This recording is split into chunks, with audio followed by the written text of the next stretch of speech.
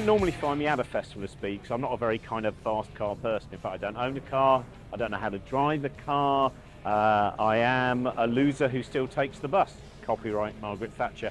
And I am, though, fascinated by ideas of virtual reality, ideas of space exploration, ideas of quantum computing, and that is what we have behind us here in Future Lab, which are a large number of companies and innovations which hopefully will change our possibilities for what it is to be a human being, and indeed also help our longevity as a species. So I'm going to show you some of the things that you'll find inside Future Lab.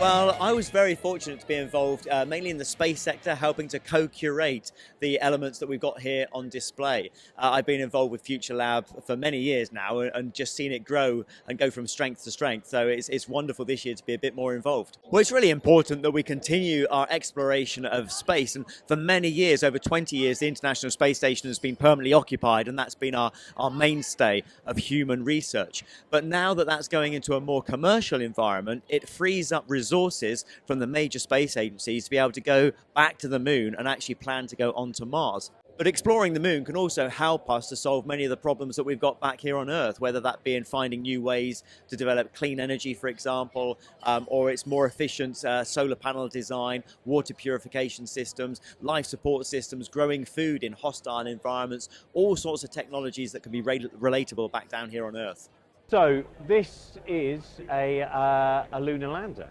Yes. And of course, and this seems such an interesting thing to think, you know, in terms of at least human beings stood on the moon, 1969 to 1972, a tiny little window, very few left.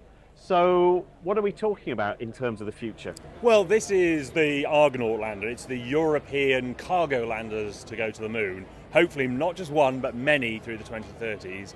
And it's one of the new European ESA contributions to the Artemis program, the human return to the moon. So its job, the Argonauts, is to carry the cargo, the scientific payloads, maybe the food and water that the astronauts need once they're on the surface of the moon. And the key question, of course, is why are we going back to the moon? Well, did we all do it 50 years? I'm old enough to remember the moon landings. But the answer is no. I mean, I always say the moon is a museum of 4.5 billion years of solar system history. And really, back then, we just went to the museum gift shop, grabbed a few quick souvenirs and came home again. What we've learned from our satellites orbiting the moon over the past 20 years, but from examining the samples of the moon, is there's a lot more to understand about the history of our solar system and even of this planet Earth in the new era of exploration of the moon. And this time we're going to do it as a global effort. What do you think would surprise people looking at this? I mean, I remember listening to the 13 Minutes to the Moon series, and when you find out that the landing module for Apollo 11, the metal was as thin as a Coke can or even a bit thinner, that of course blows your mind, and then you realise, hang on a minute, of course that's all it has to be. So what do you think, people looking at this structure, what would surprise them most? Well, actually, it's how much of it is just fuel and oxidizer to get us down to the surface of the moon. We will launch this on the biggest European rocket we have, and that's capable of throwing something like, this thing will be 8 or 9 tons as it's hurled at the moon. While we get to the surface of the moon, the useful payload, as we call it, is 1.5 tons. That's why I call it kind of the delivery truck, a Ford Transit van or something of exploration. So the challenge is how to minimize the mass of all the stuff you don't want to get to the moon, in order to maximize the amount of useful stuff, whether it's a rover or it's a scientific payload or whatever it is. So everything has to be made and tested to balance the challenge of the launch and the landing. And this is the first time for Europe. We Europeans have not landed on the moon up to now. It's a missing piece of our capability, and so this is going to solve that, fill in that gap. But it's going to be vital because the lunar landers, if we're going to live and work on the moon, we're going to take big rovers, maybe a pressurized rover like a camper van. All of these things we'll need for sustained exploration, not just to be there for a few days and just 3 or 4 days, but for weeks and months at a time. So what's cool about this is to get there very accurately. If we don't want to land on the other side of the moon, so this has got to be accurate to 100 meters, having traveled 500,000 kilometers to the moon. Astronaut training. Now, this is something that I love, which I find very, very exciting, is I think there was a period of time when I was growing up in the 1970s, everyone was excited by space exploration. Then it kind of went into this hinterland where it felt, partly I suppose by government initiatives, etc., it seemed to become less part of a child's excitement in life. And now in the 21st century, I think suddenly there's as much excitement about the idea of going up onto the International Space Station and beyond as there has ever been. Yeah, I mean, like, so you and I got to grow up at like that halcyon days of awesome space travel stuff, of space exploration, and then it did seem like it diminished in a way, and so we are kind of the holders of the boulder of keeping that dream, and like we still have that passion, and so in between there's all these grown-ups that don't have that passion for space, and then there's this generation of students that are coming up right now, and space is a real part of the world today and the terrain of the future.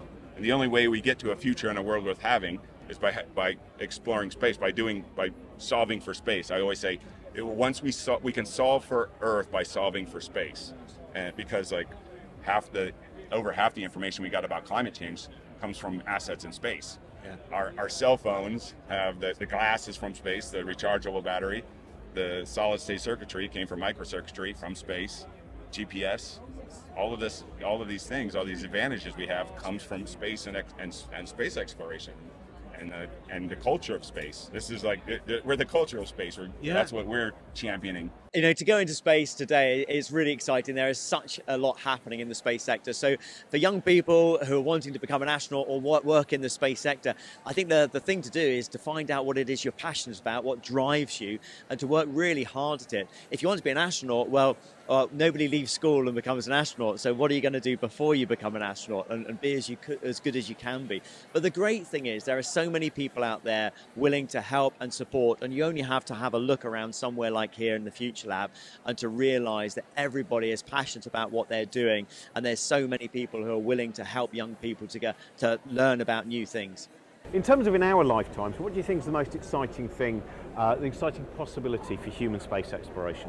Well, I think the thing is to have a permanent presence on the moon base that we've always dreamed of, that research base, a bit like Antarctic research base is, and then to have learned what we need to learn to make that big step to send humans to Mars. People think it's just a choice, we'll go to moon or maybe we'll go to Mars. Mars is 1,000 times further than the moon is 1,000 times further than the space station. Building the rocket to go to Mars, I would say, might be the easiest bit. It's how do you provide the food, the water, the radiation protection, all of those things to get the humans on Mars and answer the big questions about was there life on Mars? Because with our rovers we can go to a few places, but we need to explore many different places on Mars to answer that question. Was there a life on early Mars? Because it had all the conditions for life that were here on Earth when life got going. There wasn't oxygen, there wasn't vegetation. It was a very hostile environment. Mars kind of broke down, it diverged, it cooled, it lost its magnetic field. So it lost the opportunity to have permanent life. I don't believe there's life there now. But if we find evidence of early life, was it anything like what we discovered here on Earth? And maybe it'll be a human fossil hunter in the future that answers that question. The challenges in space exploration are exponential, really, because low Earth orbit, whilst getting to space is hard and nothing in space is easy, actually you're 400 kilometers away. You can return to Earth relatively simply if there is a problem.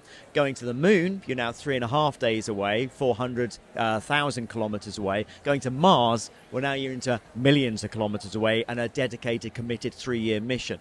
So it is getting harder and harder the further we explore into space. And we also have to think about human health, things like radiation protection for our crews on Mars, and the fact they'll be landing on another planet completely unsupported. So the crew selection is going to be very important, to have a diverse crew with, for example, medical expertise on board should there be any problems. There's that saying that in order to know where we're going, we have to know where we've been, and that kind of thing, and also, you know, some people got left out in the first go around, and then this one, letting everybody know that they have permission to imagine themselves living, working, and playing in space. And people will come up to me and people will often say, "Why solve for space when we have this challenge like climate change or water scarcity or things that are really important. And the answer is by like what you're suggesting right there. We solve the challenges we face by solving for space. We like all of these aspects are all interconnected. There's not one that's exclusive to the other. And we don't solve the challenges we face in the world today by turning away from the innovations that we have brought here to the future. I mean, you and I live in the future because we were kids and we thought, what's the future going to be like? And I didn't know I was going to have a supercomputer in my pocket. Yeah. And now I get to do that exact same thing with students here in the UK and let them know, because people don't understand how connected the UK is or important the UK is to space right now. The only place in the world, like California is the only place in the world that creates more microsatellites than the UK. And we're about to have the very first vertical launch, not only in the UK from Saxford Spaceport, but from Europe. And that polar orbit, that is an exclusive orbit. There's only a few places in the world where we can launch from and get to that. And now we can do that from the UK. And I get to be the champion of that from Cape Canaveral. Like, it blows my mind.